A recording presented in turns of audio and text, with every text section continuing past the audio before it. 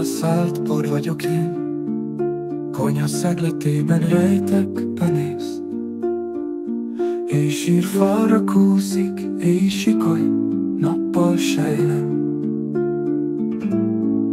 Sírra szállt por vagyok én, eltiport, félre söpört élet, kilát engem. Senki, senki, csak a tűzhely füstje éheszt. Lassan, csendben ragyogok fel, sötét falon kőbe vésve. Nem bánja a doktor úr sem, síros por, hogy porrá égek. Hol van itt szó igazsága? Por vagyok a szemek sarkán, kilát engem.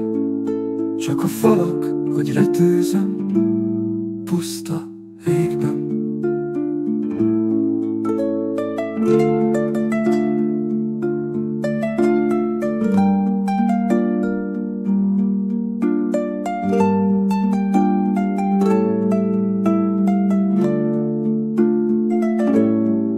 Por, mit elhord a szél végül, és sír, mit felnyal a lángja.